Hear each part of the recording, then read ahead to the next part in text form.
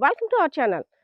రీసెంట్‌గా కాకినాడ జిల్లాలో జరిగినటువంటి ఒక వివాహిత మహిళ తన భర్తని ఎంత దారుణంగా చంపిందో తెలిస్తే నిజంగా షాక్ అవ్వాల్సిందే.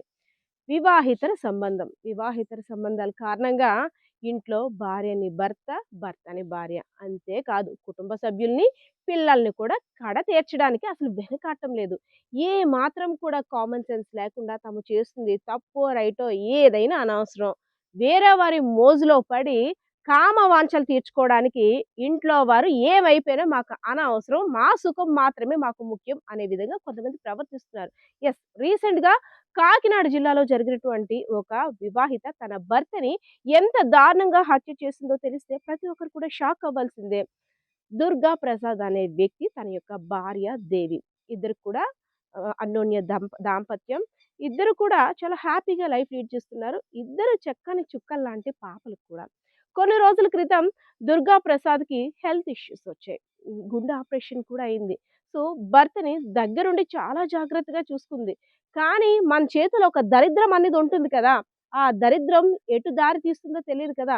సోషల్ మీడియాలో వార్తలను చూసి, లేదంటే తమకి అవసరమైన కంటెంట్‌ని చూసి మంచి మంచి ఉద్యోగాలు సాధించిన వారున్నారు. తమ ప్రతిభను కూడా చాటి చెప్పుకున్న వారున్నారు. మరికొంతమంది సోషల్ మీడియాలో వచ్చేటువంటి వేస్ట్ కంటెంట్‌ని చూసి తమ కాపురాల్లో కూడా చిచ్చులు పెట్టుకోవడం, అదే కాకుండా లేనిపోని ఇష్యూస్‌లో కూడా మధ్యలో ఇన్వాల్వ్ అయ్యి ఆఖరికి జైలు పాలవుతున్నారు. దానికి ఉదాహరణే.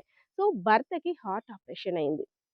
హాస్పిటల్ నుండి వచ్చిన తర్వాత చేతిలో ఉన్న మొబైల్ అలా ఎళ్తూ సోషల్ మీడియాలో బాపట్లకి చెందినటువంటి గోపి అనే వ్యక్తితో పరిచయం ఏర్పడింది. తన ముక్కు మొహం తినకి తెలీదు. ఈమెవరో తనకి తెలీదు. కానీ రోజు రోజుకి నా కష్టాలన్నీ ఇలా ఉన్నాయి. నువ్వే నాకు ప్రాణం. నిన్ను నమ్ముతున్నానంటూ తన ఇంట్లో ఉన్న కష్టాలన్నీ చెప్తూ మొసలి కన్నీరు కార్చేది. సో, గోపితో పాటు కొన్ని కొన్ని రోజులు తను కూడా సంబంధం కొనసాగించింది. అంతా బానే ఉంది. సో, భర్తకి అనుమానం వచ్చి అడిగాడు. "ఏంటో నీలో తేడా ప్రవర్తనంతా కూడా చాలా తేడాగా ఉంది. నేను మంచాన పడ్డాననేసని కాస్త చిన్న చూపు చూస్తున్నావా? నా ఆరోగ్యం బాలేదనేసని ఏమైనా తప్పుడు పని జేస్తున్నావా?" అని చాలా సార్లు భర్త అడిగాడు. కానీ చేసిన నేరం ఒప్పుకుంటే తన దోషం తెలిసిపోతుంది కదా! అచ్చచ్చ! అదేమీ లేదు. నేను చాలా పర్ఫెక్ట్‌గా ఉన్నాను. నీ కోసమే ఆలోచిస్తున్నాను. తర్వాత పిల్లల కోసం ఆలోచిస్తాను. కల్లబొల్లి కబుర్లన్నీ చెప్తుంది. సో, ఎలా అయినా సరే ఇదే మంచి సమయం. నా భర్త హార్ట్ ఆపరేషన్ చేసుకొని ఉన్నాడు కాబట్టి, ఈ టైంలో చనిపోతే గుండెకు సంబంధించిన వ్యాధితో చనిపోయాడంటూ నేను కూడా క్రియేట్ చేసుకోవచ్చు. ఎలా అయినా చంపేద్దామని అవతల ఇన్‌స్టాగ్రామ్‌లో పరిచయమైనటువంటి వ్యక్తితో తిను మాటలు కలిపి, తను ఇచ్చిన సూచన, సలహాలు పాటించి నిద్ర మాత్రల్ని కలిపేసి ఏదంటే ఖర్జూరంకి సంబంధించినటువంటి ఒక జ్యూస్‌లో నిద్ర మాత్రలు కలిపేసి భర్తకి ప్రేమగా ఇచ్చింది. నా ఆరోగ్యం కోసమే నా భార్య పూజలు చేస్తుంది. సో, నేను బలంగా ఉండాలి. నా ఆరోగ్యం కుదుట పడాలనేసని నా భార్య తన చేత్తో స్వహస్తాలతో నాకు జ్యూస్‌ని ఇచ్చిందంటూ పాపం చాలా ఆశగా తాగాడు దుర్గాప్రసాద్. కానీ తెలీదు కదా! భార్యే తన పాలిట యముడనేసని తను తాగుతున్న ఆ జ్యూస్‌లోనే కాలకూట విషం ఉంటుందని తనకి తెలీదు కదా! పాపం తాగేసి నెమ్మదిగా నిద్ర మత్తులోకి జారిపోయాడు. జారిపోయిన తర్వాత పక్కనే ఉన్న తలదిండును తీసి ఊపిరాడకుండా నొక్కేసి ఏమీ తెలియనట్టు హార్ట్ అటాక్ మళ్ళీ వచ్చేసింది. చనిపోయాడంటూ మొసలి కన్నీరు కారుస్తూ కుటుంబ సభ్యుల్ని, కూతుర్ని అందరిని నమ్మించేసింది. అయ్యో! మా కోడలు నా కొడుకు చనిపోవడంతో ఒంటరిదైపోయింది. ఇద్దరు ఆడపిల్లలతో జీవనం ఎలా కొనసాగిస్తుందని అందరూ కూడా జాలి చూపులు చూసేవారు. ఇదంతా బానే ఉంది. నెమ్మదిగా ఎప్పుడు బాపట్ల జిల్లా వాసి అయినటువంటి గోపితో ఎప్పుడు చెక్కేద్దామా అని ప్లాన్స్ గీసుకుంది. మరి ఏమైందో తెలీదు గానీ, తనతో కూడా మాట్లాడడం మానేసింది, తగ్గించేసింది. సో, ఇన్నాళ్ళగా మెసేజ్ చాటింగ్ లేదు, ఏం మాట్లాడటం లేదు. రోజు రోజు కూడా మళ్ళీ ఇంకెవరైనా కొత్తోడు పరిచయం అయ్యాడా అని అవతల వ్యక్తికి కూడా అనుమానం వచ్చింది.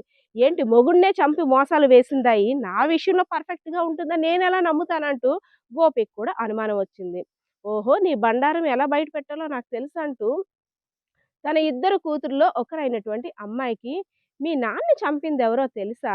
మీ అమ్మే. మీకు తెలియని షాకింగ్ న్యూస్ అంటే ఇదే. ఒక్కసారి మీ నాన్న ఎలా చనిపోయారో మీ అమ్మని అడగండి. ఎందుకు చంపిందో అడగండి" అనేసని కూతురికి మెసేజ్ మొత్తం జరిగిందంతా కూడా మెసేజ్ షాట్ చేసి పంపించాడు.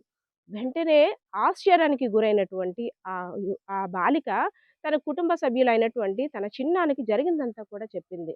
సో, జరిగిన విషయాన్ని తెలుసుకున్న తర్వాత పోలీసుల దగ్గరికెళ్ళి ఫిర్యాదు చేశాడు. పోలీసుల దగ్గరికి వెళ్ళిన తర్వాత ఎవరైతే దేవి ఉందో, దేవిని అదుపులోకి తీసుకొని విచారించగా, అసలు వాస్తవాలన్నీ కూడా బయటికి వస్తే పోలీసులు కూడా కంగు తిన్నారు. ఏమ్మా! గుండా ప్రెషరైన భర్తని మంచం మీద పెళ్లినాడు చేసిన ప్రమాణాలన్నీ కూడా తలుచుకుంటూ నేను భర్త కష్టంలో ఉంటే అండగా ఉంటానంటూ సేవలు చేశావే! ఆ సేవల్లో ఒక్క సేవైనా నీకు గుర్తుకు రాలేదా? అనవసరంగా నిండు ప్రాణాన్ని బలి తీసుకున్నావు. ఇప్పుడు ఆ పిల్లలకి తండ్రి లేనివాడిని చేసేసావు. నీ జీవితం కూడా పాడైపోయిందంటూ పోలీసులైతే మాత్రం ఒక విచారణ విచారణ అయితే మాత్రం వ్యక్తం చేశారు. కానీ ఏముంది? చేసిన తప్పుకి శిక్ష అనుభవించాల్సిందే కదా! అనవసరంగా భర్తను చంపుకొని భర్తను దూరం జేసుకుంది. వేరే వ్యక్తి మోజులో పడి ఇటు భర్తని, పిల్లలకి దూరమై, కుటుంబ సభ్యులకు కూడా దూరమై, ఇప్పుడు నిందితురాలుగా, దోషిగా మారి జైలు జీవితం గడుపుతుంది. సో, వ్యూయర్స్, అసలు చాలా సార్లు మనం సినిమాల్లో చూస్తున్నాం, రియల్‌గా కూడా చూస్తున్నాం. సినిమాల్ని తలపించే విధంగా మన చుట్టూనే జరుగుతున్న ఇలాంటివన్నీ కూడా వివాహేతర సంబంధం కారణంగా అనవసరంగా కుటుంబ సభ్యులతో కలహాలు, మంచిగా సాగుతున్న ఆ కుటుంబంలో గొడవలు జరిగితే అనవసరంగా ఫ్యామిలీ అట్మాస్ఫియరే కాకుండా పిల్లలు మంచి భవిష్యత్తుని చూడాల్సినటువంటి పిల్లలు, అదే విధంగా మన ఫ్యామిలీ అంతా కూడా దూరం అయిపోయి జైల్లో ఊచలు లెక్కట్టాల్సిన పరిస్థితులు కూడా వస్తున్నాయి. ప్రతి ఒక్కరు కూడా సోషల్ మీడియాని వినియోగించాల్సిన విధంగా వినియోగించాలే తప్ప, అనవసరమైన వాటిలో తలదూరిస్తే ఇలాంటి ఇష్యూస్‌లోనే ప్రధాన నిందితులుగా మారే అవకాశాలు కూడా ఉంటాయని పోలీసులు కూడా అప్రమత్తం చేసిన పరిస్థితి కనిపించింది. కెమెరా పర్సన్ బాలకిషోర్‌తో పద్మ, తెలుగు మిర్రర్.